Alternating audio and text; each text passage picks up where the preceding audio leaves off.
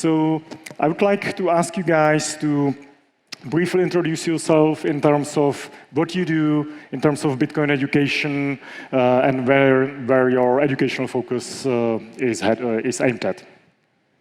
Hello guys, my name is Wanda Forting. I'm from Cameroon, the French-speaking part of Africa. Been running Trezor Academy for the last 2 to 3 years, and so far we've trained about, give or take, say like 400 people, 500 into Bitcoin in the last 2 to 3 years. And aside Trezor Academy, we also started a very, very challenging project, which is hosting the first Bitcoin-only conference in Francophone Africa. Sorry to say the largest Bitcoin-only conference in Francophone Africa, which we had the first edition in April 2025. And the next edition is going to be in Burkina Faso. Hopefully that could become maybe like the next country that also adopts Bitcoin as a legal tender because of how the president thinks and stuff like that. And aside that, I also do Bitcoin comic book, which a lot of people know. I started a book just to teach my son about Bitcoin, but a lot of people liked it, and now it's going places. So thank you. Thank you. Belly? Good afternoon, everybody. My name is Belly Noberkugayo, and I'm a Bitcoin educator from Burundi. I am the co-host of Trezor Academy Burundi, and we are educating people about Bitcoin, mainly young people, students and young businessmen about Bitcoin. We also launched BTC Shule, which is a Bitcoin secure economy where we are empowering unbanked people, like local people in the village, and we train them about Bitcoin, but also give them some SAT, and then they can trade in the village and they use them the SAT and buy some product in the village. Thank you. Brendan? Thank you, Joseph. Good evening, everyone. It's a pleasure to be in the capital of Bitcoin.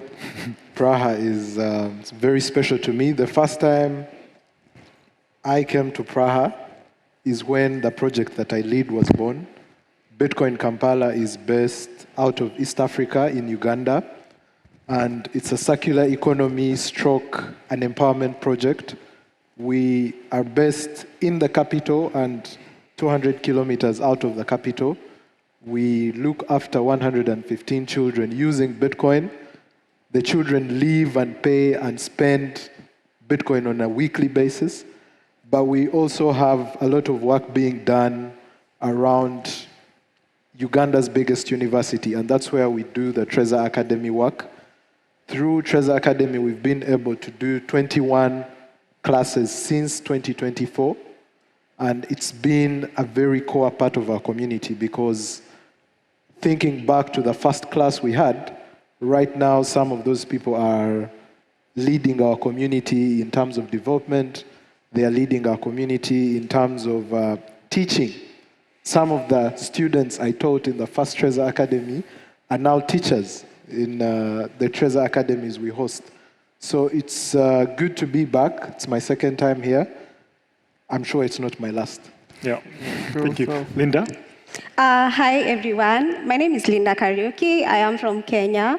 I teach at Trezor Academy and I teach students at Jomo Kenyatta University of Agriculture and Technology about Bitcoin. I have founded a project to ensure people can be in a position to save with Bitcoin, and it has recently morphed into a circular economy. And I'm also an alumni of Bitcoin Dada. She's there. So, and basically what I do outside Trezor Academy, I volunteer for AfriBit Kibera, whereby I teach Bitcoin in the slums, which is more of an informal settlement back in Kenya. And I'm really happy to be here. Yeah. Beautiful, thank you. So a lot of times people that do some Bitcoin stuff in Africa are asked, what are the actual use cases in Africa? Because, for example, Westerners have this impression that you use Bitcoin only as a savings instrument, which is valid, which, of course, is valid everywhere around the world. But in Africa, we also see plenty of other use cases. So I'm curious what kind of use cases you have seen in your countries and your communities in terms of Bitcoin adoption. So in Cameroon, like what is most prevalent for people using Bitcoin as exchange? So people are always trying to look for better ways to move money. So the first reason why somebody would think about using something like Bitcoin is actually trying to find an easy way, either to buy a product from another country, which is mostly China, the US, and Bitcoin makes it easy for them to move this money around.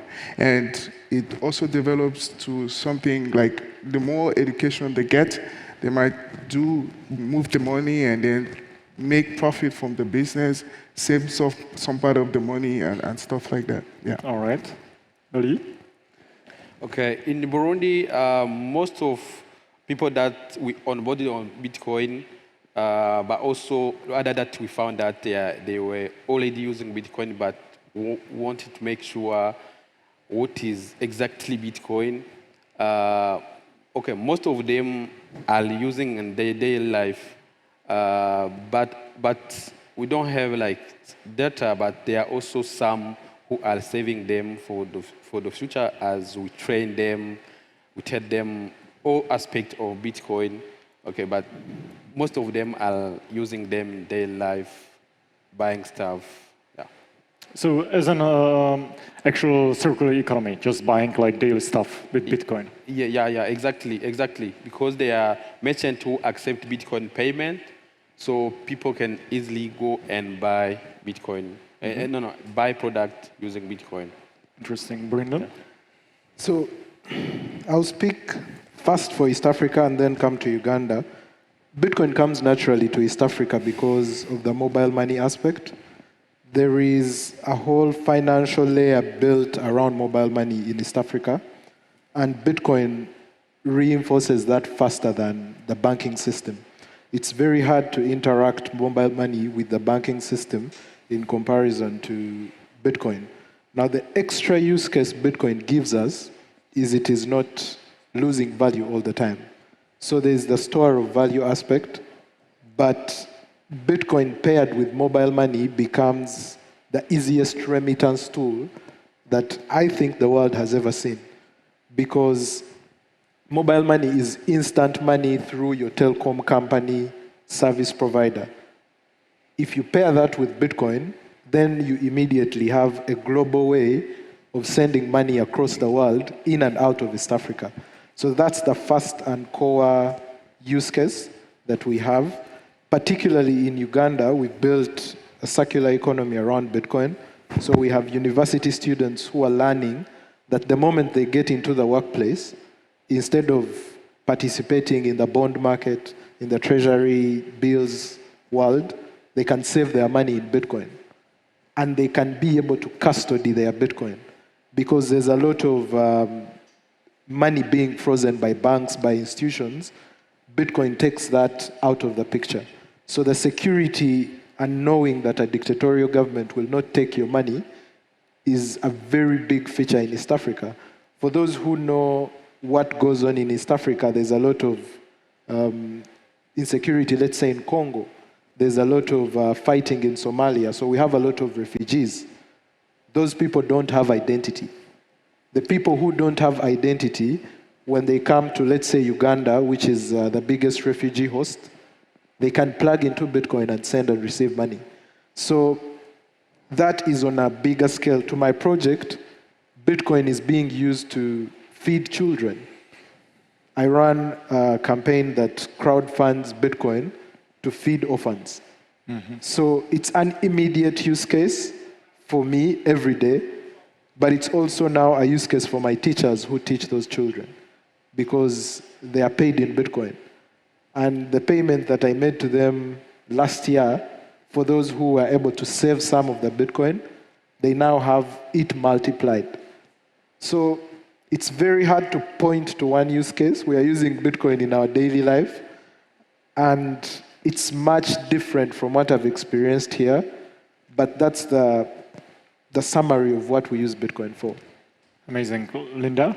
Yeah, so in my case, I'll start off with academia. Right now, being based at the university, it is common knowledge that Kenya being a third world country, unemployment is a real problem. So we are dependent on what I'll call the gig economy. So when people do these freelance jobs, most times they are paid using PayPal. And the problem with, oh wow, I shouldn't have mentioned PayPal. So the problem with using that form of payment, we've had quite a good number of people's accounts getting frozen. And the problem with that is that now they are not even able to make use of that money. And why they even got this payment in the first place, it's because they had to work, because I couldn't get a job in the country. So when in the gig economy right now, people are opting to get paid in Bitcoin in one way or the other. So a good example is that when you run a project and you receive money, but you're working with people around East Africa,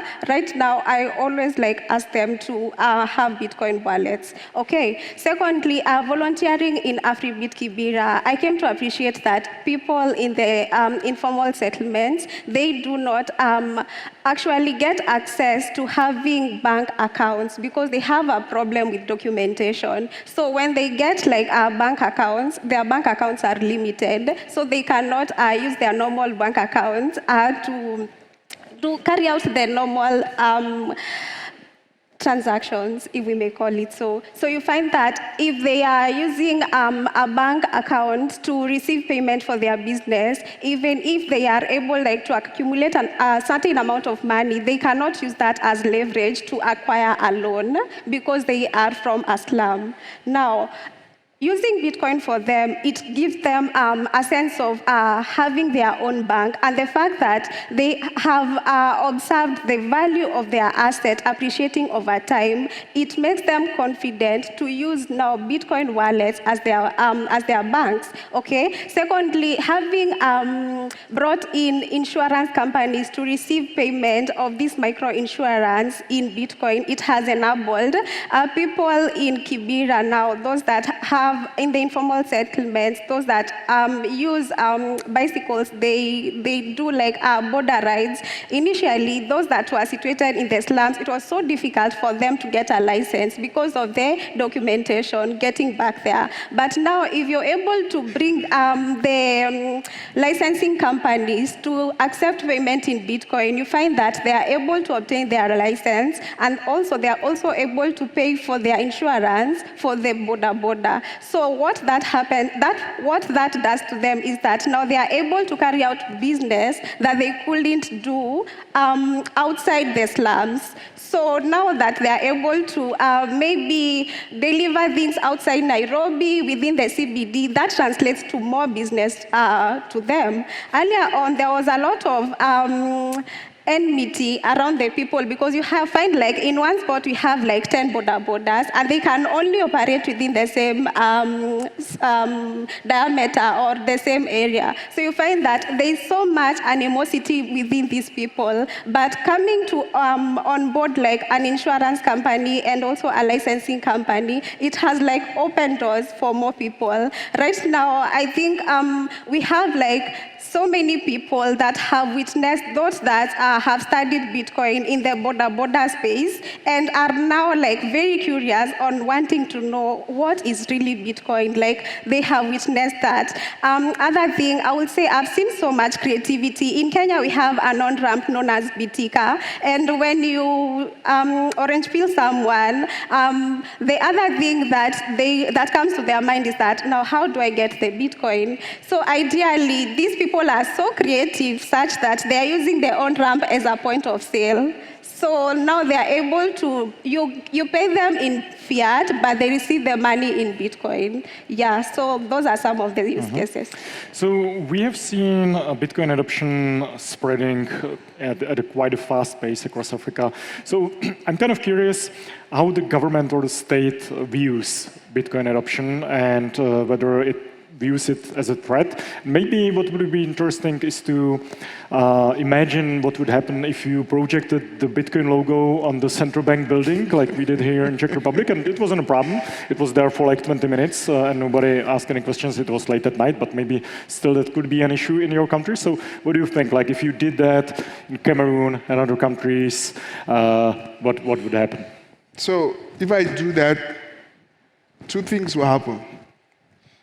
First, I'll get locked up, and secondly, I might never see the light of day again. Yeah. So in Cameroon and the most part of Francophone Africa and maybe Africa in general, people don't really care about Bitcoin, from my experience. And me, as an educator on ground, I had to think deep within myself to find ways of not necessarily continuing being a toxic Bitcoin maximalist, where each conversation you get in, you just tell everyone, drop everything else, think about Bitcoin and stuff like that. These are people who have like different realities, and you as an educator need to really devise a way that in as much as you want to bring a Bitcoin conversation within the mix of what is being said, you don't scare people away. So what we've been able to do that works really well is making Bitcoin an alternative, not making Bitcoin the ultimate. But the ultimate goal is to let them to come to a point where they know that Bitcoin is the ultimate without necessarily pushing the message too hard. Yeah. Because there's somebody who uses fiat, and they think that since the CFR has been there for like the last few 5-6 years, stable, it's good to use it. The next thing they think about naturally is stable coins, it's not Bitcoin. So after stablecoin, which for obvious reason, because it's stable, they don't necessarily think about Bitcoin, because when it comes to Bitcoin, the first thing is volatility. How do I keep my money in Bitcoin and tomorrow I come back, I don't see the same value of what I kept? So for us to be able to get past that conversation and then really teach them what Bitcoin is, you say you can use fiat, you can use stablecoin, and you can use Bitcoin. So what's the upside or what's the downside of you not using Bitcoin? It's just the same thing. And everybody is being sold to that, and that really works. So coming back to the first question you asked, I think putting like some sort of Bitcoin projection on the central bank is almost like me trying to say Bitcoin here and nothing else. And nobody really is ready for that type of conversation from where I come from. Yeah.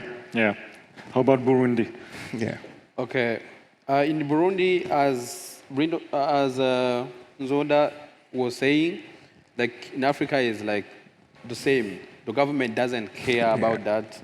Okay, they can say, for example, in Burundi they said, okay, in Burundi there is no legal Bitcoin is not legal tender, but also it is not forbidden. You can use it, but if you face any problem, it's up to you to know how to solve it, but don't go to justice and say this happened and what. So how we are doing, or the strategy we are doing, we are like boosting Bitcoin adoption in a passive way. We are working on like social needs of the community. Let me give you an example. We are working with 3 categories of people. First of all, we are working with the kids. That's in the village, in the community. The problem that they are having in their life, mainly the kids who are living in the village, is that they have a problem of knowing where the orientation of their life. What am I going to become when I grow up, and other things. And we organize a program of personal development program, but also a Bitcoin education program, from maybe a Bitcoin program. So we are teaching them both, but also at the same time we are onboarding them at Bitcoin. And the government, like the local government even participate when we are training them or where we are graduating them. And at a certain time, they see that Bitcoin is good. And that's the way that we are doing. We are also using the same strategy for adult, like the parent of the kid, but also the people that we are training with the Trezor Academy program. Like people are studying in universities, but also young businessmen. That's the strategy that we are doing, and we see that it's work because there's no problem with the government, and at a certain time, it's gonna be easy to introduce other projects related to Bitcoin because government, we see that Bitcoin is changing our community. Mm-hmm. Nice. So, Brendan, what's the government stance towards Bitcoin in Uganda? I think the logo wouldn't be a problem right now.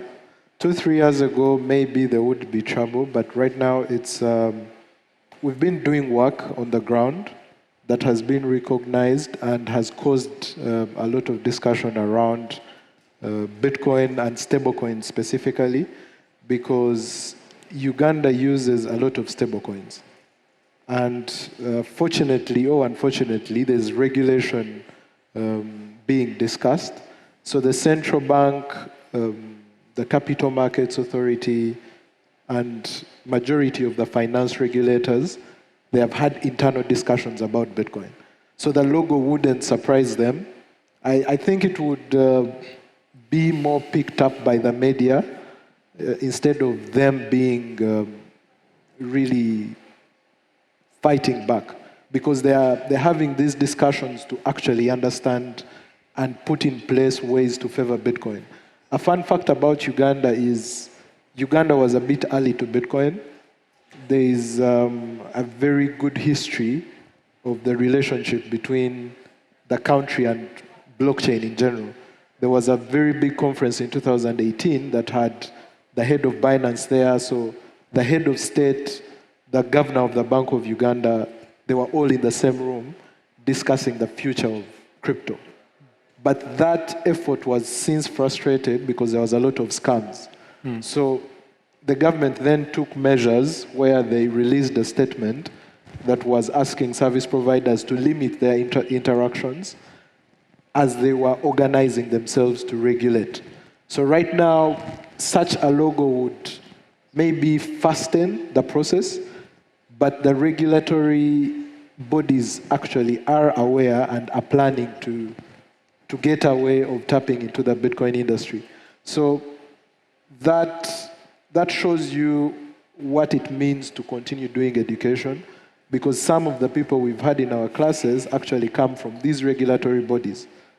Though there is that whole don't disclose who I am kind of clause, but there are people who are in these institutions that are actively learning how to work and bring Bitcoin into the day-to-day use case. Mm-hmm. Yeah. So, Linda, you mentioned that there is some laws being discussed in the parliament in Kenya. So what is that about?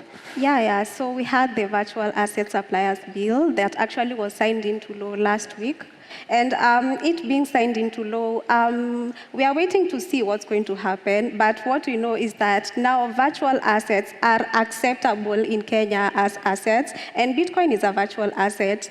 When I think about it, I think the negative side of it, right now, when I identify myself as a Bitcoiner, I could have people walk up to me and ask me if I'm paying my taxes. Now, how my taxes will be calculated from now going on, I don't know. I am yet to find out about that.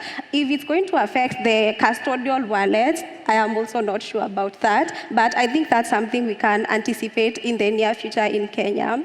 In the brighter side of it, me being at the university and being a teaching assistant, I was actually blacklisted from securing any venue in the university after I was associated with teaching Bitcoin, because ideally it sounded like a scam to the university management. I think now it's a high time I register clubs, since now it's actually an recognized asset. So there's a positive way to it right now, in that I can talk into the university authorities to at least allow me to register clubs now and teach about Bitcoin. But in the negative side of it, I am waiting to see how it's going to affect taxation. And number two, if the custodial wallets are going to be affected too. So right now, I think in Kenya, people should now move towards thinking of self-custodial, such that if you even approached me and asked me that if I'm paying taxes because I have Bitcoin, I'll have a very simple answer to you. Prove it. Yeah. Yeah. So there is a good question from the audience. What wallets, software or hardware do people mostly use in your respective areas? So people use Ledger, Trezor wallet. Yeah, through the Trezor Academy, a lot of people have been interested in using the Trezor wallet. You said the next? Also software wallets, because a lot of the adoption on the ground is through Lightning, right? Yeah. So, people use two types of wallets for various reasons. So there are exchange wallets for people who do like P2P trading, like the Binance and the Paxful and stuff. But for the other group of people that we onboard into Bitcoin, they use mostly Lightning wallets like Blink and the wallet of Satoshi. Yeah. How about you, Belly? Okay, in our community right now, people are using mainly Lightning wallet who have the Lightning network because of the speed, but also because of fees, which is low. But also there are some people who are using on-chain network. So far there are people. Okay, there are wallet the Trezor wallet that we distributed to people. They have them. And there are some who ask the configuration of the wallet, and we show them how it works, but we are not sure whether they are using them right now. But what we are sure is that for transacting, most of the people are using Lightning wallet. Mm-hmm. Yeah, and Uganda? Blink Machankura. So the wallet progression usually that we advise when we do the Trezor Academies, and we've done them for so long now, we drive the market to the wallet that works the most. So it's usually a combination of Blink wallet or a Machankura for those who do not have smartphones. From the Blink Machankura, we use the Blue wallet. And then from Blue wallets, it's we don't force them to use Trezor. They choose to use Trezor, but we recommend that they do Trezor because of 2 or 3 reasons. One, hardware wallets are hard to import into our countries because they are going through post office, they are being checked, they are being unsealed sometimes. So having an official reseller within the region counts for something for Trezor as the final self-custody choice. But on the Lightning side, we mostly use Machankura and Blink. Wallet of Satoshi is choice by choice, but I'm waiting to see how the community will receive the self-custody aspect of Wallet of Satoshi because it's an important feature. There are Phoenix enthusiasts, but not as many to say that it is mostly used by the community. At the orphanage, mostly Blink and Machankura. Excellent. Linda, if you can go into wallets and maybe describe a little bit how Tando works. Yeah, so in Kenya we have an off-ramp known as Tando. So you can easily spend your money. That is, you can pay your bills, you can send money to someone else, you can move your Bitcoin, from Bitcoin wallet to your bank account. And also you can, finally, the other option that you have, you can send that money to someone else. I think I've repeated that. So basically we have two on-ramps and one off-ramp, which is Tando. So that enables the use of Bitcoin so easy, and also the receiving of Bitcoin, the receiving of Bitcoin so easy. As I mentioned earlier on, we have people receiving Bitcoin using the on-ramp as a point of sale. So at the end of the day, you send them the fiat, but they receive it as Bitcoin, okay? So because of that, most of the commonly used wallets, maybe in my community, is Blink, because it's very easy with the Lightning Network. And also Machankura. And with the on-chain, we have the Blue Wallet and the Moon Wallet. And finally, I could say that we will be having a surge in the use of Trezor wallets over time, especially with the AfriBit Kibira. And why? Because we have like communities in there that either do waste management or recycle the waste and actually get money from selling that waste. What they've done, previously, the wallets that have been shared, they have been given to these communities, and then they hold their Bitcoin, the community Bitcoin in there. What these people have done right now, they've come together, and those communities that have not managed to get a wallet yet, they are like trying to save money so that they could get a wallet. Why is that? Self-custody and the problem of not being in a position to get a bank account, especially in the slums. The real problem is documentation. So self-custody wallet is something that is being seen very useful in the slum. And I think very soon we'll now move to the multi-sig wallets, because we can't trust the holder of the self-custody wallet either way. So we'll be moving to the multi-sig very soon. Mm-hmm. Yeah.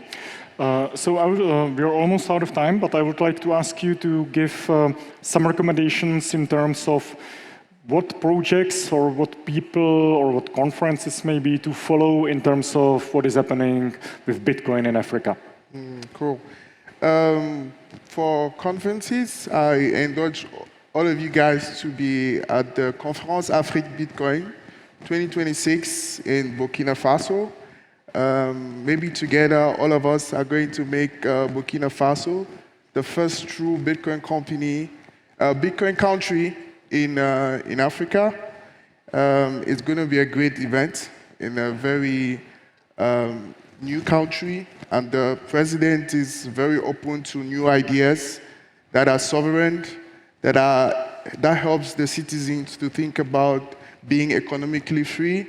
He's someone who doesn't necessarily understand the ethos of Bitcoin, but he's getting there, and we've had the opportunity to have a few conversations with him. All right, what's the website of the conference? It's africbitcoin.org, africbitcoin.org. Beautiful, yes. I'll be there. Belly? Okay, on our side, there is no conference that we are organizing, but according to my experience, I can give some recommendation about the conference organized in Africa. It's good to look also on like local solutions. For example, let me give you an example. For the solutions that we have, for example, on our case in our country, there are some problem that we are having that they are not solving. For example, let me give you the problem of rate. Normally, we are having two rates. The one from the central bank, the official one, and the one which is being used in the street. But because we are having the lack of USD, like dollars, the one which is being used is the one from the street. It is the one which is using in the country. But you are going to find that solutions which are being made are using the official rate. So it's good, like, in conference to talk about like the reality of things that we are having and also look for solutions to the real problem. Right. And in terms of projects to follow, maybe BTC Schule would be a good recommendation here, right? For our project that we are doing for the village, okay, the recommendation, no, I don't have a recommendation about that, but it's just to visit it online on the website. It's btcschule.com, but also on social media and see what is happening, but also the Free Tech Institute, Yeah. freeti.org. freeti.org. And see what is happening. Yeah. Okay, thank you. Brendan? Conference and pick your pen and paper. African Bitcoin Conference, Adopting Bitcoin Cape Town. You have... Conférence Afrique Bitcoin. And then you have the unconference. These happen every month in Kenya. And there is something that we're announcing next year for East Africa. Look out for something, some news. I would love to highlight the most important project that could go unnoticed as we conclude is the Circular Bitcoin Africa Fund. The Circular Bitcoin Africa Fund is bringing together over 33 circular economies across Africa. Now, within those circular economies, that's where the real action is happening. So if you're keen on understanding the African circular economy space, go type bitcoineconomy.com/CBAF, or you can go to African Bitcoiners, african.bitcoiners. You'll be able to find a lot of this information, the conferences, the meetups, the work that is happening in different countries. So if you really wanted to get a resource that highlights what's going on, that's where you go. Lots of great recommendations. Thank you. And Linda? I co-organize Bitcoin and conference in Nairobi, Kenya. The next one happens in December. And basically what we do, we brought up all the grassroots Bitcoin projects, which have been run by alumnus of Trezor Academy, alumnus of the core, alumnus, just basically anyone who's found something that they can make sense of in terms of Bitcoin. And then we bring them together, they showcase their project, they get to interact with the different speakers, with the different developers, and yeah, get mentors, get people that can help them build the community. And from those conferences, we get prospective Trezor Academy students and any other person who's actually interested in learning about Bitcoin. Funny enough, we always get journalists who are there to critique Bitcoin, but they end up being Bitcoiners. So it's a nice initiative. Yeah. Beautiful, thank you. So unfortunately, we are out of time. As you can see, there's really quite a lot happening in terms of Bitcoin adoption in Africa. I recommend following all the projects that were mentioned here. And thank you for your questions, and thank you, guys. Thank you. Thank you.